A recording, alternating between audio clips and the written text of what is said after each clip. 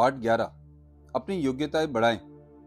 आपको काम चाहे जो भी हो, उसमें सफलता का इकलौता अचूक तरीका अपेक्षा से ज्यादा और बेहतर सेवा देना होता है। अपनी योग्यताएं बढ़ाना व्यक्तिगत उत्पादकता का बड़ा अहम सिद्धांत है। शानदार अंदाज में काम करने के लिए आपको जितना सीखने की जरूरत हो सीखें। आप किसी खास किस्म के मेंढक को निगलने में जितने बेहतर बनेंगे, उतने ही फुर्ती से छलांग लगाकर काम पूरा कर लेंगे। टालम टोल की एक खास वजह अक्षमता की भावना, आत्मविश्वास की कमी या काम के किसी प्रमुख क्षेत्र में अयोग्यता की भावना होती है। अगर आप किसी एक क्षेत्र में कमजोर या कमतर महसूस करते हैं तो अक्सर काम शुरू ही नहीं करते आप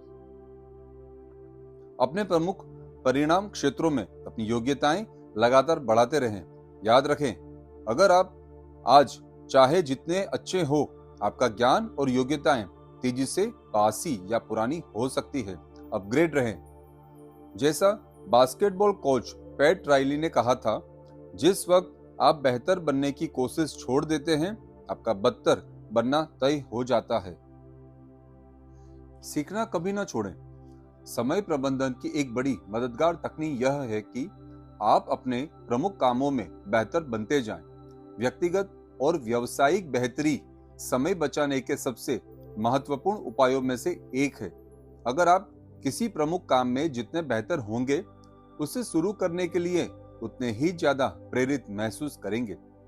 आप जितने बेहतर होंगे, आप में उतनी ही ज्यादा ऊर्जा और उत्साह होगा।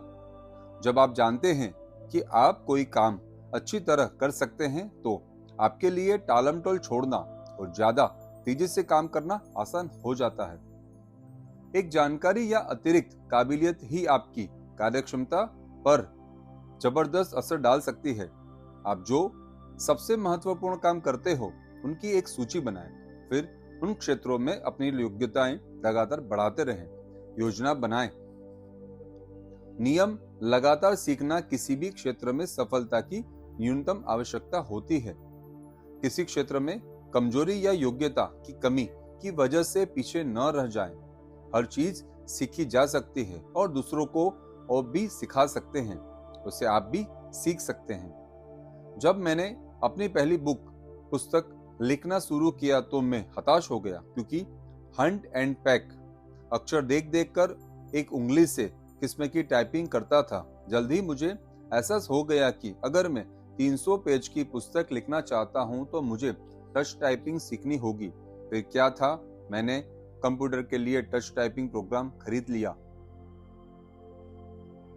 और इसके बाद मैंने 3 महीने तक हर दिन 20-30 मिनट का अभ्यास किया। 3 महीने के बाद मैं 40-50 शब्द प्रति मिनट की गति से टाइपिंग करने लगा। इस अतिरिक्त योग्यता की वजह से मैं 40 से ज्यादा पुस्तकें लिख चुका हूं, जो दुनिया भर में प्रकाशित हुई है। सबसे अच्छी बात यह है कि ज्यादा उत्पादक और असरदार बनने के लिए आपको जिन योग्यताओं की जरूरत है, वे सब सीखी जा सकती है।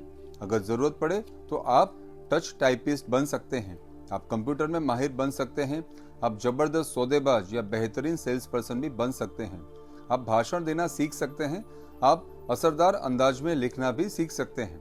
आप ये सारी योग्यताएं हासिल कर सकते हैं, बशर्ते आप संकल्प करें और उन्हें अपनी प्राथमिकता बना लें।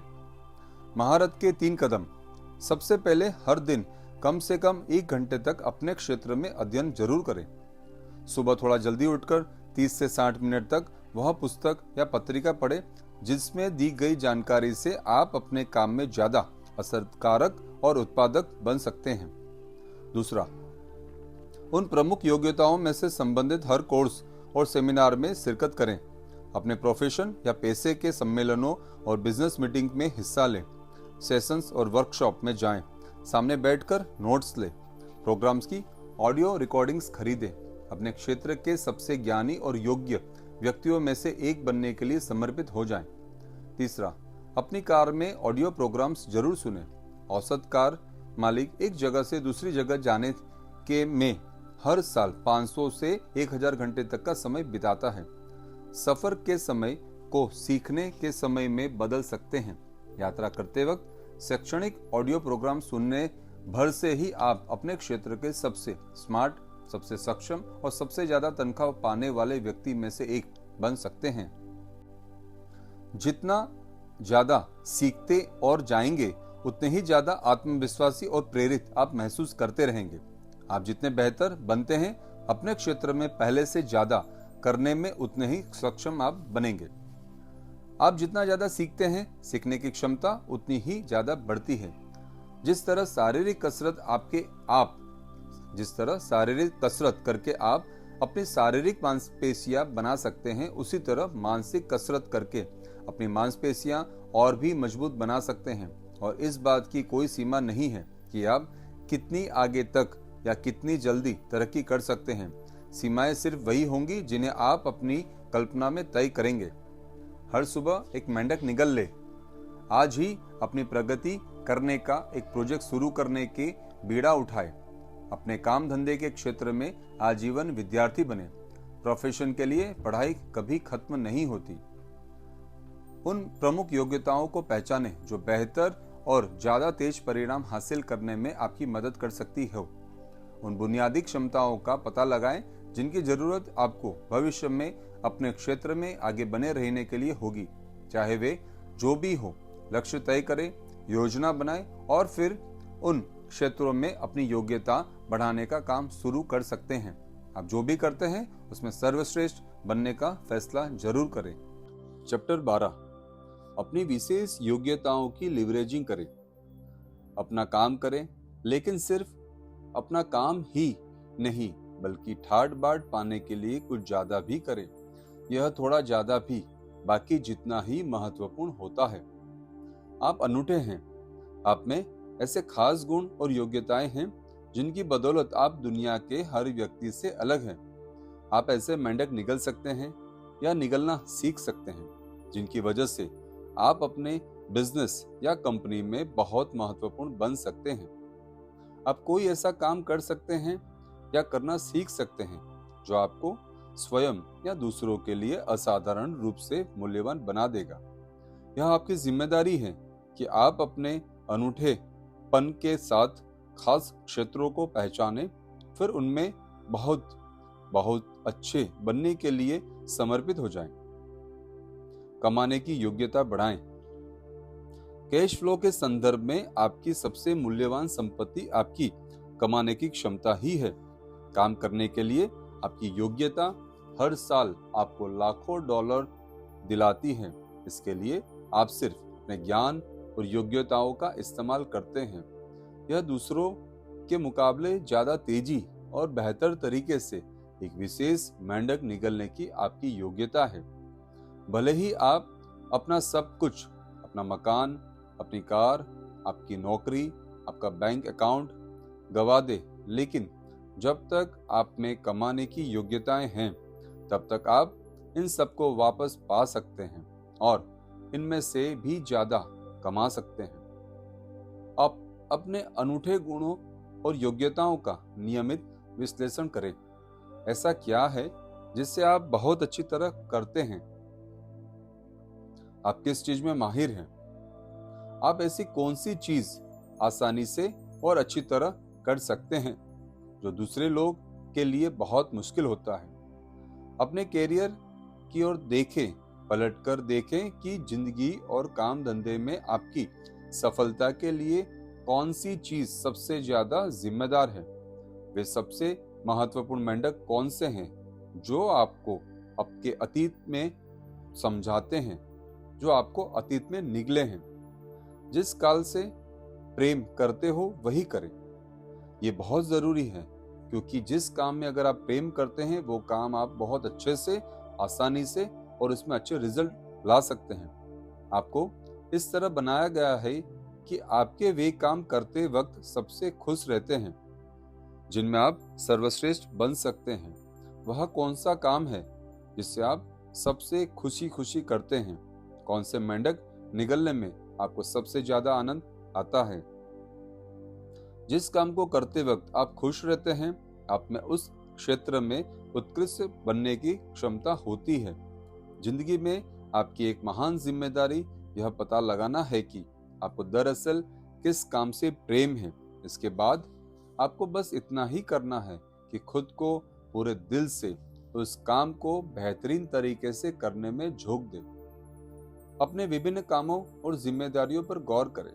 आप ऐसा कौन सा काम करते हैं जिसकी लोग सबसे ज्यादा प्रशंसा करते हैं?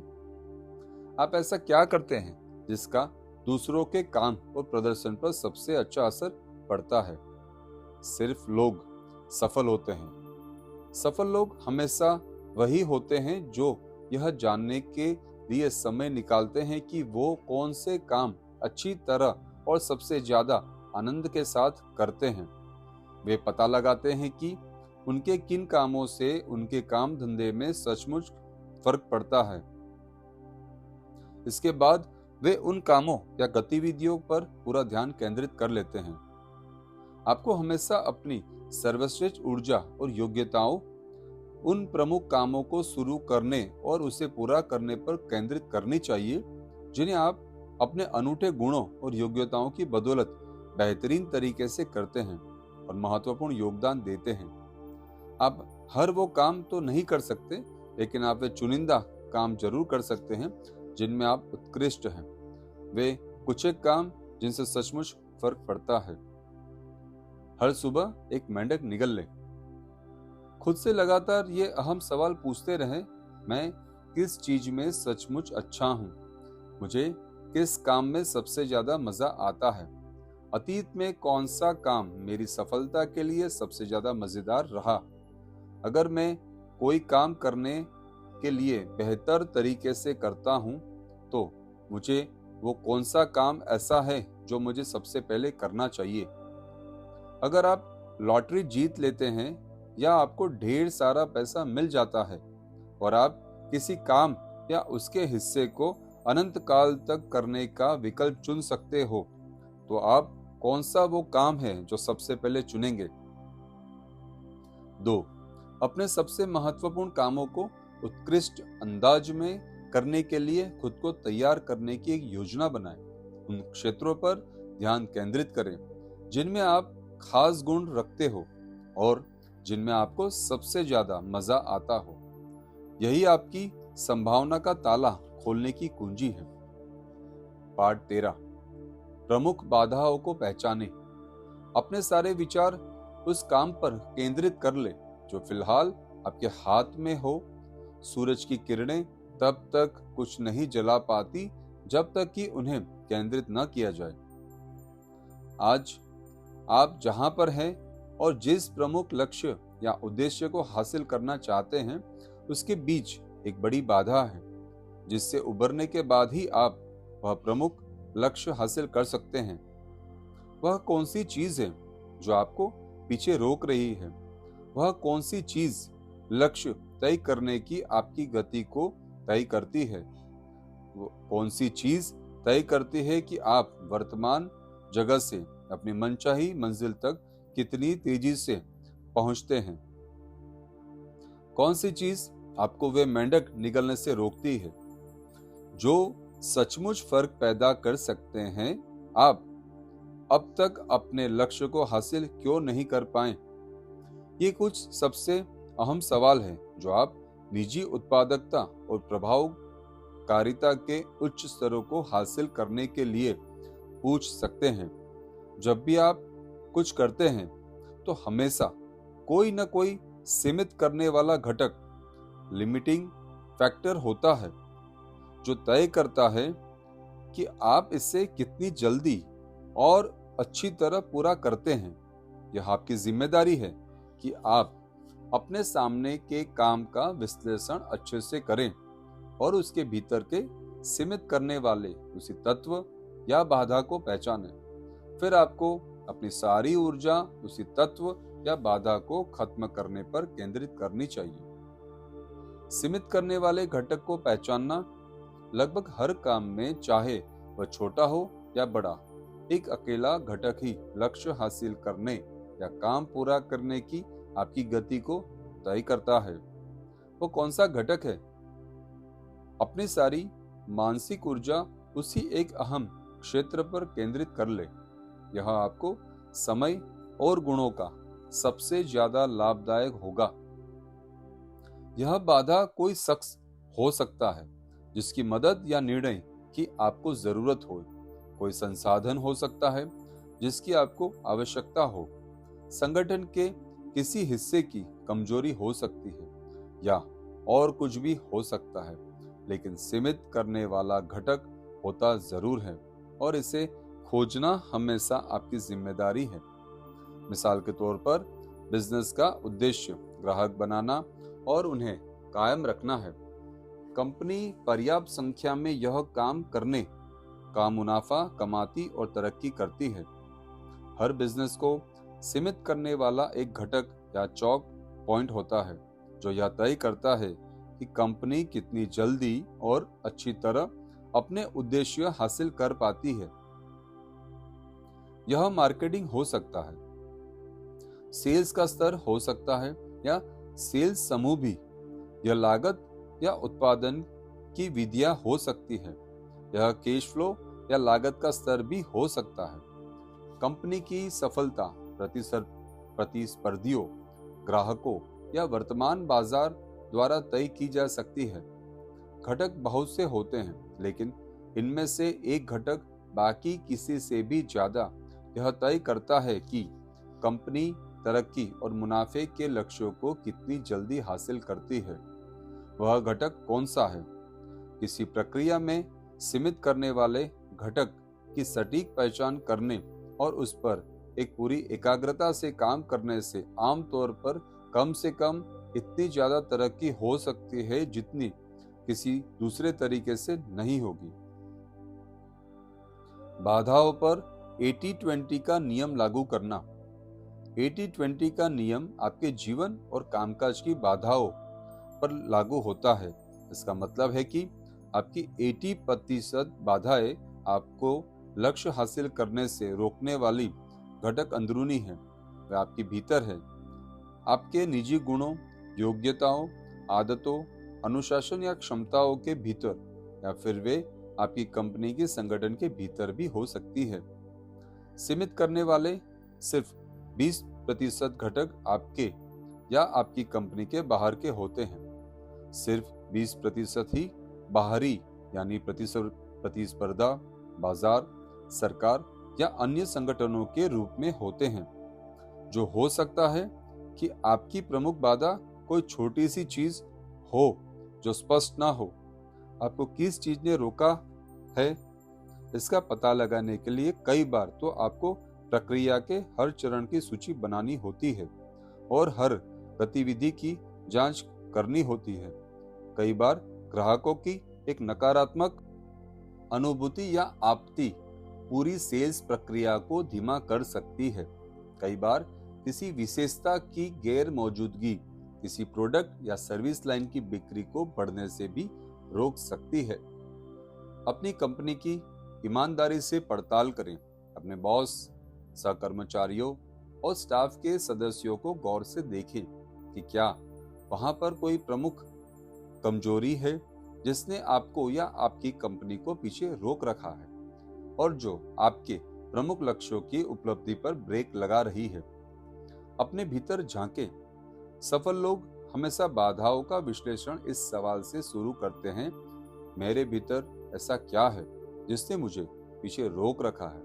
वे अपनी जिंदगी की पूरी जिम्मेदारी लेते हैं और अपनी समस्याओं के कारण और समाधान दोनों ही के लिए अपने भीतर झांकते हैं। सीमित करने वाले घटक या योग्यता का आपके भीतर पता लगाने के लिए आप में गहराई से झांकने की ईमानदारी होनी चाहिए।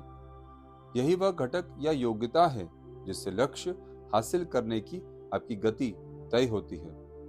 पूछते रहें, मैं मनचाहे परिणाम पाने की गति किस चीज से तय होती है। सटीकता की कोशिश करें।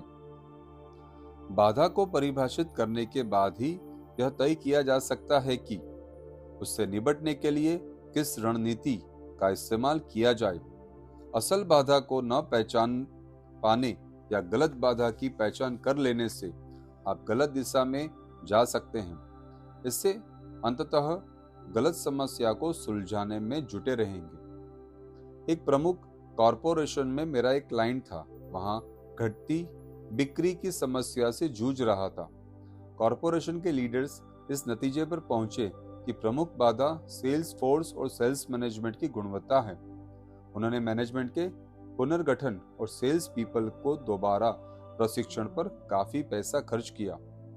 बाद में उन्हें पता चला कि बिक्री की धीमी गति का मूल कारण एक अकाउंटेंट की गलती थी, जिसने गलती से प्रोडक्ट्स की कीमत प्रतिस्पर्धियों की तुलना में बहुत ज्यादा रख दी थी।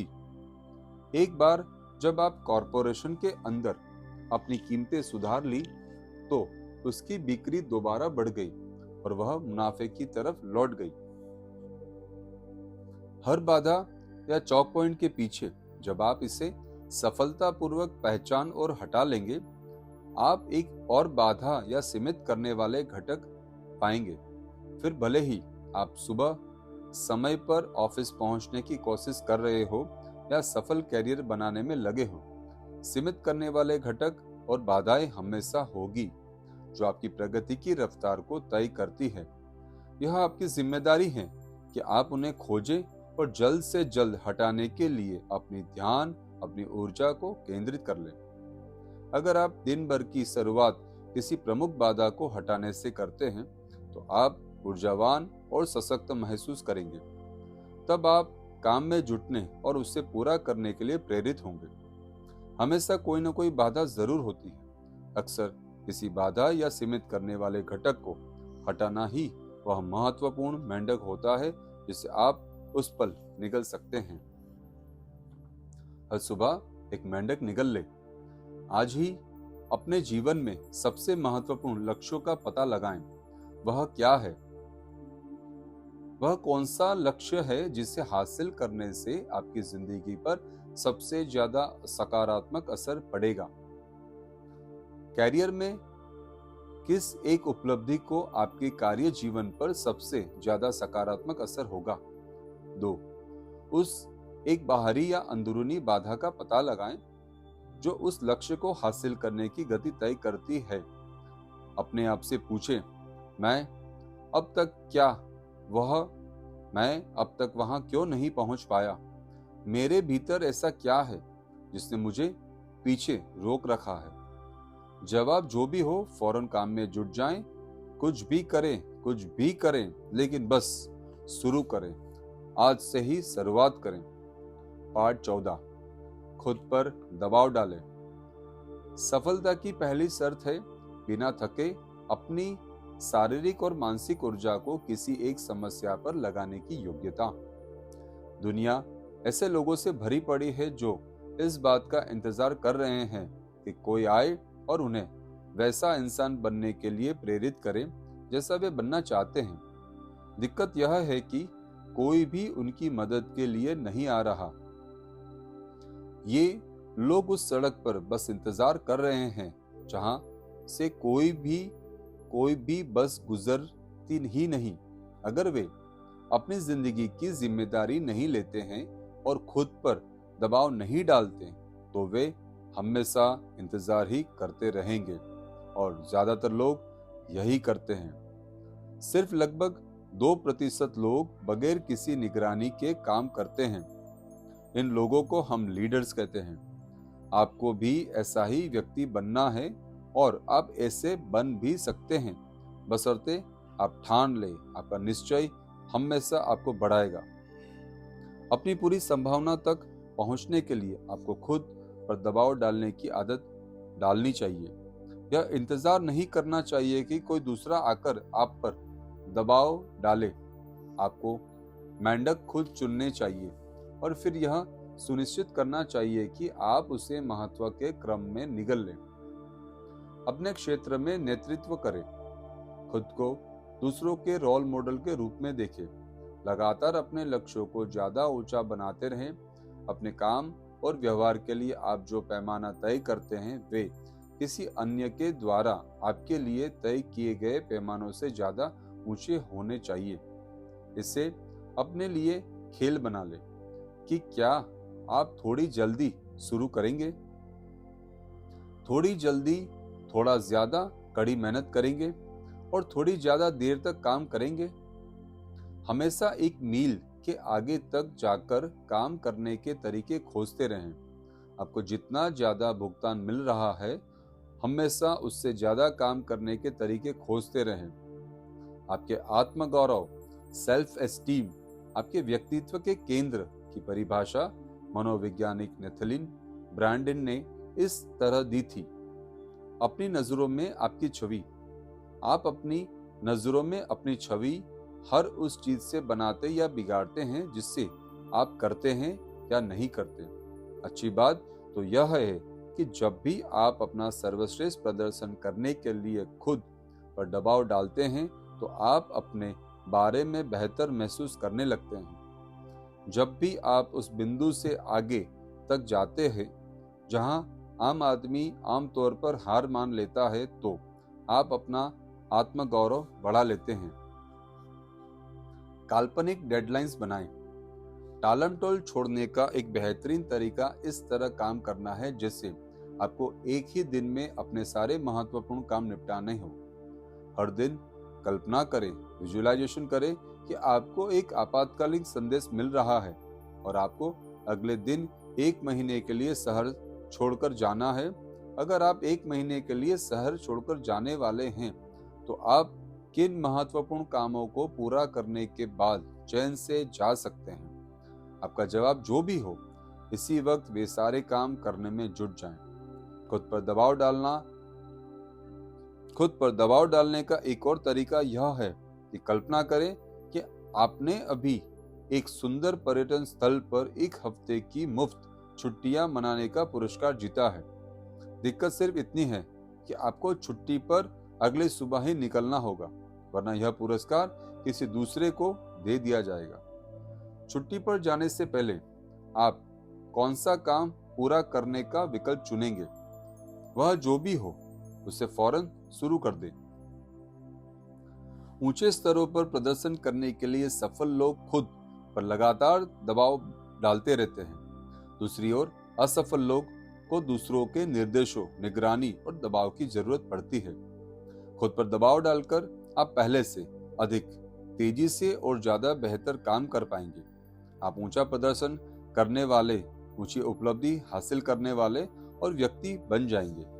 आप अपने बारे में बेहतरीन महसूस करेंगे और धीरे धीरे तेजी से काम पूरा करने की आदत डाल लेंगे, जो आपकी जिंदगी भर आपके काम आएगी। हर सुबह एक मेंढक निगल ले। हर काम को गतिविधि की डेडलाइन और सब डेडलाइन तय कर ले। स्वयं को विवश करने वाला तंत्र बनाए। अपने लक्ष्य ऊंचे करते रहे और अपने गिरेबान ना छोड़े। एक बार जब आप अपने लिए डेडलाइन तय कर ले तो उस पर डटे रहें और उससे पहले ही काम पूरा करने की कोशिश करते रहें। 2.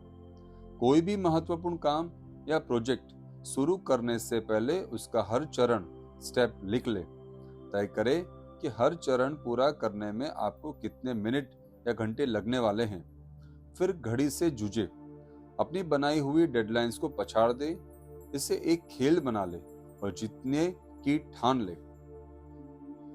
चैप्टर 15। अपनी व्यक्तिगत शक्तियों को अधिकतम कैसे करें? अपने सारे संसाधन जुटा ले, सभी इंद्रियां चौकस कर ले, तमाम ऊर्जा समेट ले, सारी क्षमताएं किसी भी एक क्षेत्र में माहिर बनने पर केंद्रित कर लें। व्यक्तिगत प्रदर्शन और उत्पादकता का कच्चा माल आपकी शारीरिक, मानसिक और भावनात्मक ऊर्जाओं में निहित होता है। आपका शरीर एक मशीन की तरह है जो ऊर्जा पैदा करने के लिए भोजन, पानी और विश्राम का उपयोग करता है, और इसके बाद आप अपनी जिंदगी और नौकरी के महत्वपूर्ण काम करने में बस ऊर्जा का इस्तेमाल करते हैं। मिसाल के तौर पर, जब आप भरपूर आराम कर चुके होते हैं तो आपका प्रदर्शन कैसा होता है? तब आप थकान या क्लांत अवस्था में 2 गुना, 3 गुना या 5 गुना ज्यादा काम कर सकते हैं। खुश और उत्पादक बनने के लिए यह जरूरी है कि आप हर वक्त अपनी ऊर्जा के स्तर की रक्षा करें और उसे पोषण देते रहें। काम की अति का मतलब है काम कम। हकीकत यह है कि आपकी उत्पादकता 8 9 घंटे तक काम करने के बाद कम होने लगती है।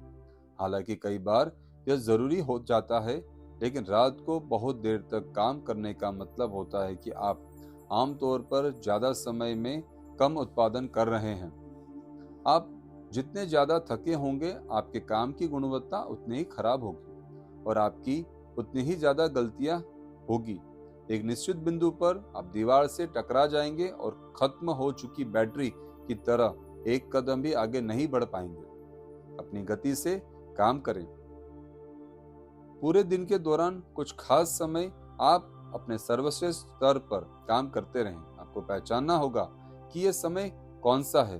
आपको खुद को अनुशासित करना होगा कि आप अपने सबसे महत्वपूर्ण और चुनौतीपूर्ण काम उसी वक्त करें जब आप अपने सर्वश्रेष्ठ स्तर पर हो। ज्यादातर लोग सुबह अपने सर्वश्रेष्ठ रूप में होते हैं क्योंकि वे रात को अच्छी नींद ले चुके होते हैं। कई बार लोग दोपहर को बेहतर महसूस करते हैं। कुछ लोग शाम को या देर रात को सबसे रचनात्मक और उत्पादक वाले काम करते हैं। टालमटोल का मुख्य कारण है थकान। यह किसी काम को तब तक शुरू करने की कोशिश करना है जब आप थके हुए हो। तब आप में कोई ऊर्जा उत्साह नहीं होता है। सुबह के ठंडे इंजन की तरह आप चालू नहीं हो पाते। जब भी आप ज्यादा थकावट महसूस करें और आप काम का बहुत ज्यादा बोझ महसूस करें तथा समय बहुत कम हो, तो खुद को रोक ले और बस इतना कहे, मैं जितना कर सकता हूं उतना ही कर सकता हूं। कई बार आपके समय का सबसे अच्छा इस्तेमाल तो यह होगा कि आप जल्दी घर जाकर सीधे 10 घंटे के लिए सो जाएं। इससे आप पूरी तरह रिचार्ज हो जाएंगे। तब अगले ही दिन आप दोगुना तिगुना काम कर सकते हैं और वह भी बेहतर गुणवत्ता के साथ। देर रात तक घटिया काम करने के बजाय यह बेहतर विकल्प है। पर्याप्त नींद लें। कई शोधकर्ताओं का मानना है कि अमेरिका का आम आदमी अपने काम के बोझ की तुलना में पर्याप्त नींद नहीं ले रहा। लाखों अमेरिकी बहुत ज्यादा काम करने और बहुत कम सोने के परिणाम स्वरूप मानसिक कोहरे में काम कर रहे हैं। आप एक स्मार्ट काम यह कर सकते हैं कि हर रात 10 बजे तक अपनी टीवी बंद करके पलंग पर पहुंच जाएं। कई बार तो हर रात 1 घंटे की अतिरिक्त नींद से ही आपकी पूरी जिंदगी बदल सकती है। यहाँ आपको एक नियम बताया जा रहा है, हर हफ्ते एक पूरे दिन की छुट्टी रखें। इस दिन चाहे यह शनिवार हो, रविवार हो, न तो कुछ भी पढ़े, न तो कुछ भी काम करे, न पत्रों का जवाब दे, न ऑफिस में जाएं, खोज खबर करे, किसी से बात करें। कुल मिलाकर इस दिन कोई भी ऐसी चीज ना करें जिससे मन में तनाव हो। इसके बजाय फिल्म देखने जाएं, व्यायाम करें, अपने परिवार के साथ वक्त गुजारें, टहलने जाएं या किसी ऐसी गतिविधि में हिस्सा लें जो आपके दिमाग को पूरी तरह रिचार्ज कर दे। यह बात सच है कि बदलाव भी आराम जितना जरूरी होता है। हर साल नियमित रूप से छुट्टियां मनाने जाएं, लंबे वीकेंड्स पर भी और 1-2 हफ्ते की लंबी छुट्टियों में भी जाएं। इससे आपको आराम मिलेगा और आप तरोताजा और मस्त हो जाएंगे। छुट्टियां या आराम भरे वीकेंड के बाद आप हमेशा सबसे ज्यादा उत्पादक होते हैं। हफ्ते में 5 दिन जल्दी सोने, वीकेंड्स में भरपूर नींद लेने और सप्ताह का एक दिन पूरा आराम करने से आप में ज्यादा ऊर्जा होगी। इस अतिरिक्त ऊर्जा की बदौलत आप टालमटोल से उबर सकते हैं। इसकी वजह से आप अपने प्रमुख काम ज्यादा तेजी से और ज्यादा संकल्प के साथ शुरू कर पाएंगे, जो थकान की अवस्था में कतई संभव नहीं होता। अपने स्वास्थ्य की रक्षा करें। पर्याप्त आराम करने के अलावा अपनी ऊर्जा का स्तर अधिकतम रखने के लिए अपने खान पान के मामले में सतर्क रहें। हाई प्रोटीन, लो फैट और लो कार्बोहाइड्रेट वाले नाश्ते से दिन की शुरुआत करें। लंच में फिश, चिकन के साथ सलाद खाएं। चिकन ये सब बहुत अगर जरूरी हो ना हो तो ना खाएं। चीनी, नमक, मैदे की चीजों और मिठाइयों से दूर रहें। सॉफ्ट ड्रिंक्स, कैंडी, बार्स और पेस्ट्रीज से बचें। खुद को इस तरह का भोजन दें जैसे आप किसी विश्व स्तरीय खिलाड़ी को प्रतिस्पर्धा से पहले भोजन करा रहे हों। इस महीने में हर दिन काम शुरू करने से पहले आप यही होते हैं। हर हफ्ते लगभग 200 मिनट का व्यायाम करने का लक्ष्य बनाएं, जो फिटनेस का उत्कृष्ट स्तर कायम रखने और औसत पैमाना है। इसके बाद इसका मतलब है हर दिन लगभग 30 मिनट। आप काम के बाद यह पहले पैदल चलकर भी ऐसा कर सकते हैं। आप तैर सकते हैं, मशीनों पर कसरत कर सकते हैं या मैदान में खेल सकते हैं। चाहे जो करें, लेकिन अपनी दिनचर्या में व्यायाम को शामिल जरूर करें। ठीक है, जैसे यह कोई बिजनेस अपॉइंटमेंट हो। कम और स्वस्थ खाने, नियमित व्यायाम करने और पर्याप्त आराम करने के बाद आप पहले से ज्यादा और ज्यादा बेहतर महसूस करेंगे और अपने कामों को आसानी से करेंगे और आपको ज्यादा संतुष्टि भी मिलेगी। काम शुरू करते वक्त आप जितना ज्यादा अच्छा महसूस करेंगे, उतना ही कम टालमटोल करेंगे और काम पूरा करके दूसरे काम निपटाने के लिए उतने ही ज्यादा उत्सुक होंगे। ज्यादा उत्पादकता, ज्यादा खुशी। हर काम में ज्यादा सफलता पाने के लिए ऊर्जा का स्तर अनिवार्य है। हर सुबह एक मेंढक निगल लें। एक, अपनी ऊर्जा के वर्तमान स्तर और स्वास्थ्य से जुड़ी अपनी दैनिक आदतों की जांच करें। आज ही खुद से सवाल पूछकर ये सेहत और ऊर्जा का स्तर सुधारने का संकल्प करें। मैं शारीरिक दृष्टि से ऐसा क्या कर रहा हूं जिससे मैं और ज्यादा कर सकता हूं? मैं ऐसा क्या कर रहा हूं जिससे मैं कम कर सकता हूं? मैं ऐसा क्या नहीं कर रहा हूं जिससे मुझे शुरू करना चाहिए अगर मैं अपने सर्वश्रेष्ठ स्तर पर प्रदर्शन करना चाहता हूं? मैं ऐसा क्या कर रहा हूं जिससे मेरी सेहत पर बुरा असर हो रहा है और जिससे मुझे पूरी तरह छोड़ देना चाहिए? 2, कोई एक ऐसी गतिविधियां या काम चुने जिससे आप सेहत और ऊर्जा के स्तर को बेहतर बनाने के लिए फौरन शुरू कर सकते हो। उस एक काम का तब तक बार बार अभ्यास करते रहे जब तक कि वह एक आदत ना बन जाए। फिर बेहतर बनने का दूसरा तरीका चुने और उस पर शुरू हो जाए। ऊपर दिए सवालों के आपके जवाब चाहे जो हो, आज ही और अभी से कदम जरूर उठाएं। चैप्टर 16, कर्म में जुटने के लिए खुद को प्रेरित करें। जबरदस्त रोमांच, विजय और रचनात्मक कर्म के रोचक उत्साह में ही इंसान को चरम सुख मिलता है। सर्वश्रेष्ठ स्तर पर प्रदर्शन करने के लिए आपको अपना चीयर लीडर बनना होगा। आपको खुद की कोचिंग करने और अपना सर्वश्रेष्ठ खेल खेलने के लिए खुद को प्रोत्साहित करने की आदत डालनी होगी। आपकी ज्यादातर भावनाएं, चाहे वे सकारात्मक हो या नकारात्मक, इस बात से तय होती है कि आप हर पल खुद से कैसे बात करते हैं। महत्वपूर्ण यही है कि आपके साथ क्या होता है। महत्वपूर्ण तो यह है कि आप अपने साथ होने वाली घटनाओं का कैसा विश्लेषण करते हैं। इसी से यह तय होता है कि आप कैसा महसूस करते हैं। घटनाओं का आपका संस्करण काफी हद तक यह तय करता है कि वे घटनाएं आपको प्रेरित करती हैं या हतोत्साहित, आपको ऊर्जावान बनाती है या ऊर्जाहीन। खुद को प्रेरित बनाए रखने के लिए आपको पूर्ण आशावादी बनने का संकल्प करना चाहिए। आपको अपने आसपास के लोगों के शब्दों, कार्यों और परिस्थितियों पर सकारात्मक प्रतिक्रिया करने का निर्णय लेना चाहिए। आपको अपने मूड और भावनाओं पर रोजमर्रा की अपरिहार्य मुश्किलों व झटकों का असर नहीं होने देना चाहिए। अपने आंतरिक संवाद को नियंत्रित करें। आत्मगौरव का आपका स्तर, आप खुद को कितना पसंद करते हैं और अपना कितना सम्मान करते हैं, प्रेरणा और लगन के लिए बेहद अहम है। आपको अपना आत्मगौरव बढ़ाने के लिए खुद से हर वक्त सकारात्मक अंदाज में बात करनी चाहिए। जैसे, मैं खुद को पसंद करता हूँ, मैं खुद को पसंद करता हूँ जैसी बातें बार बार तब तक कहें जब तक कि आप उन पर यकीन न करने लगें व उच्च स्तरीय प्रदर्शन करने वाले व्यक्ति जैसा व्यवहार न करने लगे। खुद को प्रेरित बनाए रखें तो शंका या डर की भावनाओं से उबरने के लिए लगातार कहते रहें, मैं यह कर सकता हूँ, मैं यह कर सकता हूँ। जब लोग पूछें कि आप कैसे हैं, तो हमेशा जवाब दे, मैं बेहतरीन महसूस कर रहा हूँ। चाहे आप उस पल वास्तव में कैसा भी महसूस कर रहे हो या आपकी जिंदगी में कुछ भी हो रहा है, हमेशा खुश जोशीले और हिम्मतवान बने रहने का संकल्प करें।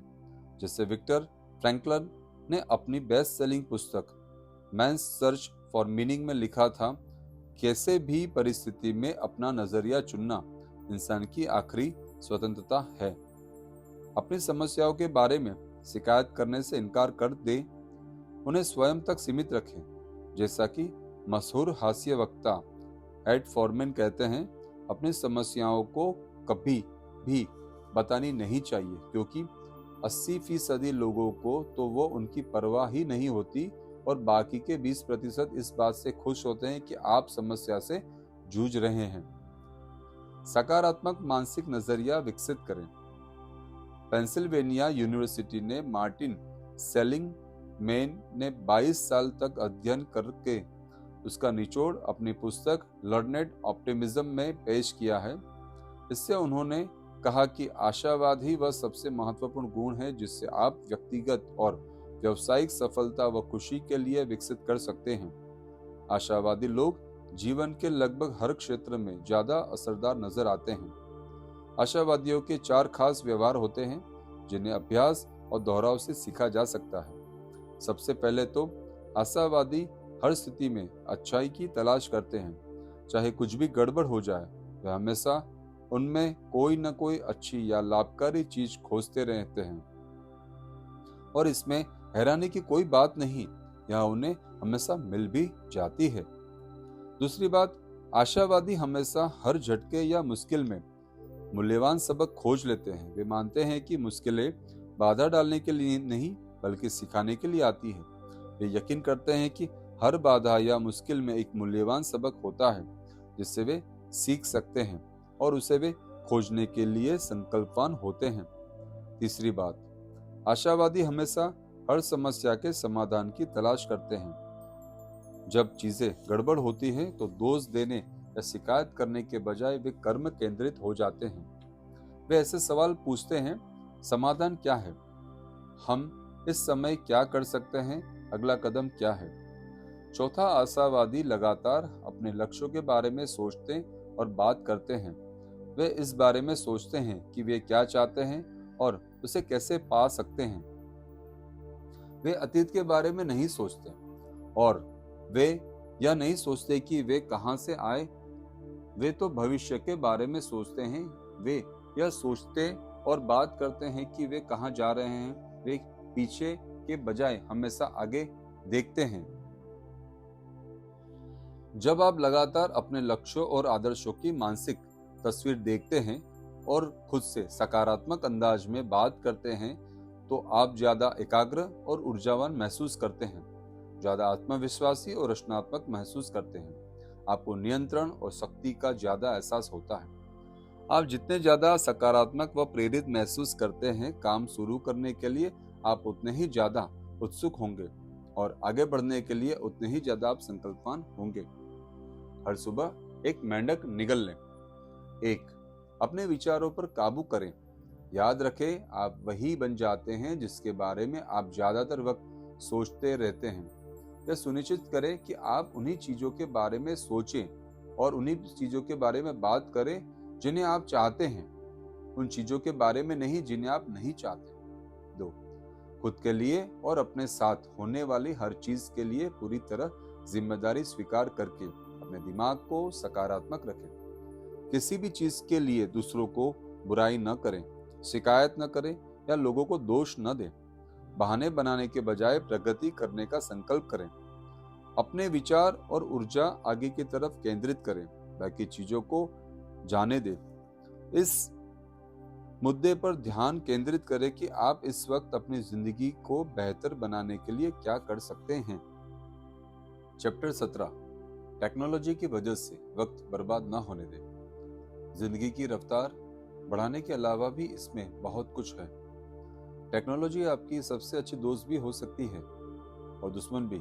21वीं सदी में हम पर चारों तरफ से जानकारी की बमबारी हो रही है। कई लोगों के मन में यह प्रलोभन रहता है कि उन्हें हर जगह लोगों के संपर्क में रहने और संप्रेषण करने की जरूरत होती है। निजी जिंदगी में भी और व्यावसायिक जीवन में भी निरंतर संप्रेषण करने की यह प्रबल इच्छा, जिसमें cell phones, personal digital assistants, internet, wire वाला और वायरलेस भी, और माइक्रोसॉफ्ट आउटलुक व मैक्सिमाइजर जैसे संपर्क प्रबंधन तंत्र लोगों को मनोवैज्ञानिक रूप से हांफने पर मजबूर कर देती है। हमारे पास 2 घड़ी ठहरने का भी वक्त नहीं है। गुलाबों की खुशबू लेने और अपने विचार समेटने तक की फुर्सत नहीं रही। आपके पास विकल्प है। बहरहाल, संचार क्रांति के इस दौर में भी कई सशक्त, मेहनती और उच्च उत्पादक वाले लोग टेक्नोलॉजी के गुलाम नहीं हैं। उनकी जिंदगी काफी हद तक अपने नियंत्रण में नजर आती है। बिल ग्रास एक फंड मैनेजर हैं जिन पर $600 बिलियन से ज्यादा के फिक्स्ड इनकम फंड और बॉन्ड्स के प्रबंधन की जिम्मेदारी है। वे एकाग्र बने रहने और नियमित व्यायाम और ध्यान करते हैं। इस दौरान वे टेक्नोलॉजी का जरा भी इस्तेमाल नहीं करते। वे अपना फोन बंद कर देते हैं और व्यायाम करने लग जाते हैं। इनके इस काम में ऐसे लोग व्यवधान नहीं डाल पाते जिनके संपर्क में रहने की कुछ ज्यादा ही जरूरत महसूस होती है। और बिल का कहना है कि वे आज तक कभी कोई महत्वपूर्ण संदेश नहीं चुके। शांत, स्पष्ट और सर्वश्रेष्ठ स्तर पर प्रदर्शन करने के लिए आपको नियमित रूप से टेक्नोलॉजी और संचार साधनों से हटकर खड़े होने की जरूरत है। अगर आप सावधान न रहें तो ये आपकी जिंदगी पर हावी हो सकते हैं। लत न डालें। कुछ समय पहले मैं वॉशिंगटन में एक बिजनेस लंच कर रहा था। वहाँ बहुत से उच्च स्तरीय एग्जीक्यूटिव मौजूद थे। लंच शुरू होने से पहले एक आयोजक ने उठकर एक संक्षिप्त प्रार्थना की। हर एक ने अपना सिर झुका लिया। प्रार्थना खत्म होते ही लंच शुरू हो गया। बहरहाल, ऐसा लग रहा था जैसे उस प्रार्थना का मेरी टेबल पर बैठे 8 में से 4-5 लोगों पर जोरदार असर हुआ था। भोजन परोसे जाने के बाद भी उनका सिर झुका हुआ था और हाथ में ही थे। उनके हाथ गोद में ही थे। शायद वे दिन के गहन सवालों पर गहरे विचार में डूब गए थे। फिर मुझे एहसास हुआ कि वे प्रार्थना नहीं कर रहे थे। वे तो सब अपने मोबाइल में डूबे हुए थे। वे ईमेल भेज रहे थे और अपने छोटे की बोर्ड्स पर उसी तरह से जुटे हुए थे जिस तरह दीवाने किशोर और वीडियो गेम्स में जुटे रहते हैं। उन्हें आसपास की दुनिया का होश तक नहीं था। वे तो बस मैसेज भेजने, पाने और खोए हुए थे, जिनमें से कई मैसेज तो उसी कमरे के में बैठे लोगों के लिए थे। वे टेक्नोलॉजी के जाल में इस तरह फंसे हुए थे। असल में वे सूचना के आदान प्रदान के गहरे दरिये में गिर चुके हैं और डूब रहे हैं। टेक्नोलॉजी आपकी मित्र है।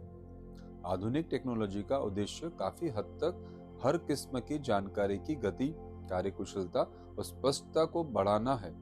टेक्नोलॉजी का मकसद जीवन में गुणवत्ता को बेहतर बनाने में हमारी मदद करना है। यह हमारे प्रमुख काम तेजी से निपटाने में मदद करती है। यह हमारे लिए महत्वपूर्ण लोगों के साथ संचार को ज्यादा तेज और कार्यकुशल बना देती है। लेकिन संचार तंत्र का इस्तेमाल जल्द ही लत में बदल सकता है। लोग सुबह उठते ही फौरन देखते हैं कि क्या किसी ने उन्हें फोन किया, क्या उनके सेल फोन पर कोई वॉइस मेल आया है। इसके बाद वे दौड़कर अपने कंप्यूटर के पास जाते हैं और ईमेल अकाउंट्स चेक करते हैं कि किसी ने रात को उन्हें मेल तो नहीं भेजा। वे ऑफिस में फोन करके पता लगाते हैं कि पिछले कुछ घंटों में किसी ने मेरे बारे में कुछ कहा, कोई क्लाइंट आया है जिसके बारे में कोई जानकारी लेना हो। वो 5-6 मिनट तक अपने mobile, calendar, personal digital assets जिससे हर एक डिजिटल एसेट्स के साथ में जुड़ जाते हैं और सब कुछ चैट करते हैं, देखते रहते हैं और यह सुनिश्चित करते हैं कि वे कोई चीज चूक तो नहीं रहे ना। ऐसे मोबाइल की लत बेकाबू होने से पहले छोड़ना जरूरी है। अपना समय वापस ले। मेरे क्लाइंट के डिस्ट्रीब्यूटर 19 राज्यों में फैले हुए हैं। वह अपने कंप्यूटर से बंधा हुआ महसूस करता था और हर दिन कई घंटों तक ईमेल भेजता और पढ़ता रहता था। वह अपने कंप्यूटर पर जितना ज्यादा वक्त गुजारता था, महत्वपूर्ण काम उतने ही कम पूरे होते थे। अधिक कामों और अधूरे कामों की वजह से जो तनाव पैदा होता था वह किसी हिमकंड की तरह उसके सिर पर लटकता रहता था। इससे उसके व्यक्तित्व, सेहत और नींद पर बुरा असर पड़ रहा था। हमने उसे 80-20 का नियम समझाया और सिखाया, और यह भी कि इसे ईमेल्स पर कैसे लागू किया जा सकता है। उसके पास आने वाली 80% ईमेल महत्वपूर्ण होती थी, जिन्हें खोलने की भी जरूरत नहीं थी। उन्हें तो फौरन डिलीट कर देना चाहिए था। बचे हुए 20% में से सिर्फ 20% यानी कि उसमें कुल जमा 4% ईमेल्स में ही दरअसल किसी तरह की तत्कालिक प्रतिक्रिया की जरूरत थी। बाकी 16% तो अस्थायी तौर पर नजरअंदाज किया जा सकता था। एक एक्शन फोल्डर में डाला जा सकता था, जहां उनमें एक बार में एक करके सबको जवाब दिया जा सकता था। काम को सौंपे। मेरे क्लाइंट को ऐसा लगता था कि दूसरे में उसके साथ ईमेल बांटने की काबिलियत नहीं थी। यही वजह थी कि वह हर दिन 300 से ज्यादा ईमेल पढ़ता और लोगों को मैसेज देने में बिजी रहता था। उसका उस काम के लिए इतना वक्त लग जाता था। हमने उससे कहा कि वह अपनी सेक्रेटरी को यह बता दे कि कौन से जरूरी मैसेज है जिनका जवाब उसे देना चाहिए, कौन से महत्वहीन, और साथ में यह भी समझा दे कि सबसे आम सवालों और ग्राहकों को कैसे समझाया जाए, कैसे उसका उत्तर दिया जाए। उसे यह देखकर हैरानी हुई कि सिर्फ 2 ही घंटों में उसकी सेक्रेटरी इतना समझ गई। उसका मेल, उसके मैसेजेस सब संभालने लगी। उसके बाद वह हर सुबह आती उन 80% फ्री ईमेल्स को डिलीट कर देती थी जो महत्वहीन होते थे। फिर वह उन महत्वपूर्ण ईमेल्स को एक फोल्डर में डाल देती थी जिनमें उनके बॉस से कोई निजी काम करने का आग्रह होता था। अगर किसी ईमेल के बारे में कोई संदेह होता था तो वह उसे एक प्रोसेस फोल्डर में डाल देती थी, ताकि बॉस अपनी सुविधा से उसे देख सके, पढ़ सके। अगली मुलाकात में उस क्लाइंट ने मुझे बताया कि उसने इस अभ्यास के परिणामों की गणना करने के बाद यह हिसाब लगाया कि अब हर हफ्ते उसके 23 घंटे बच रहे हैं, जिनमें वह अपने सारे मेंढक निकल सकता है और अपने सबसे महत्वपूर्ण काम निपटा भी सकता है। इस उपाय से उसकी जिंदगी बदतर से बेहतर बन गई। उसके तनाव का स्तर कम हो गया। इससे उसकी सेहत और ऊर्जा दोनों बेहतर हो गई। वह ज्यादा शांत, सकारात्मक और ऊर्जावान बन गया। अब यहाँ आपके लिए भी एक सवाल है। आपकी जिंदगी किसी तरह बदलेगी अगर आपको हर हफ्ते 23 घंटे अतिरिक्त मिले, जिनमें आप सोच सके, काम कर सके, योजना बना सके, महत्वपूर्ण कर्मचारियों के साथ बातचीत कर सके या अपने जीवन साथी के साथ टहलने जा सके। गुलाम न बने। फॉर्च्यून मैगजीन के एक पत्रकार ने कुछ समय पहले लिखा कि जब वह 2 छुट्टी के बाद ऑफिस लौटा तो 700 से ज्यादा ईमेल्स उसका इंतजार कर रहे थे। उसे एहसास हुआ कि उन सभी से निपटने में 1 हफ्ते का समय लग जाएगा, जिस दौरान वह अपने डेस्क पर इंतजार कर रहे अन्य प्रोजेक्ट्स नहीं निपटा पाएगा। कैरियर में पहली बार उसने गहरी सांस ली और डिलीट ऑल बटन दबाकर 700 ईमेल्स को हमेशा के लिए मिटा दिया। फिर वह उन प्रोजेक्ट्स में व्यस्त हो गया जो उसके लिए, उसकी कंपनी के लिए सचमुच महत्वपूर्ण थे। उसका स्पष्टीकरण सरल था। मुझे एहसास हुआ कि किसी के मुझे ईमेल भेजने का यह मतलब नहीं है कि वह मेरे जीवन पर हावी हो जाए और मुझे उसका जवाब हर हाल में देना ही पड़े, अभी या कभी। इसके अलावा मुझे यह भी लगा कि अगर कोई ईमेल्स वाकई महत्वपूर्ण होगा तो भेजने वाला दोबारा भेजेगा, और यही हुआ। मालकिन नहीं, दासी। आपके बिजनेस या निजी जिंदगी में जो थोड़ी सी चीजें सबसे ज्यादा फर्क पैदा करते हैं, उन पर ध्यान केंद्रित करके आप अपने आप को अनुशासित करना होगा, ताकि आप टेक्नोलॉजी को आपकी मालकिन नहीं, दासी माने। टेक्नोलॉजी आपकी मदद करने के लिए है, बाधा डालने के लिए बिल्कुल भी नहीं। टेक्नोलॉजी का उद्देश्य जटिलता, दुविधा और तनाव पैदा करना नहीं है। इसका उद्देश्य तो आपके जीवन को आसान और सुचारू रूप से बनाना है।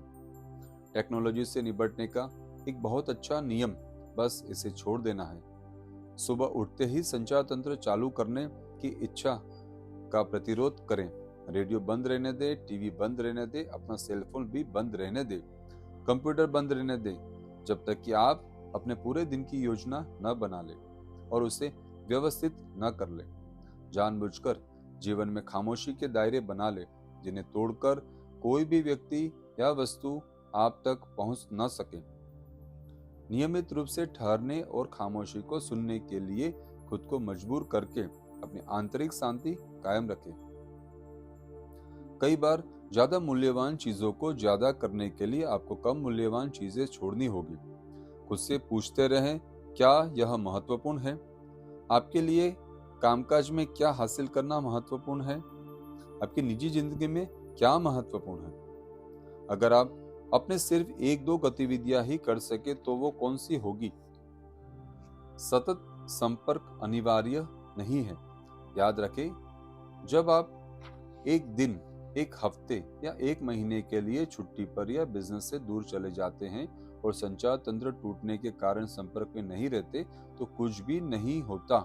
दुनिया अच्छी तरह चलती रहती है, भले ही आप हो चाहे आप लगातार संपर्क में ना रहें। समस्या सुलझती है जब आप खोज लिए जाते हैं, काम पूरा हो जाता है और जिंदगी पुरानी नदी की तरह बहती रहती है। बहुत कम चीजें इतनी महत्वपूर्ण होती है कि इंतजार न कर सके। लोग मेरे सेमिनारों में अक्सर मुझसे पूछते हैं, लेकिन क्या आपको अखबार पढ़कर, रेडियो सुनकर, टीवी देखकर ताजा खबरों की जानकारी नहीं रखनी होती? मैं उनसे कहता हूं, अगर सचमुच खबरें सचमुच महत्वपूर्ण होती तो कोई ना कोई आपको बता ही देगा।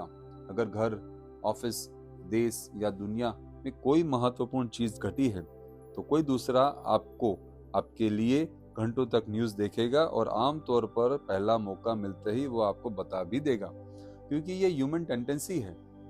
अगर कोई अखबार बंद कर देते हैं, टीवी पर न्यूज़ देखना छोड़ देते हैं और रेडियो सुनना बंद कर देते हैं, और हैरानी की बात यह है कि इसके बावजूद सबसे महत्वपूर्ण विषयों के बारे में उन्हें अच्छी जानकारी रहती है।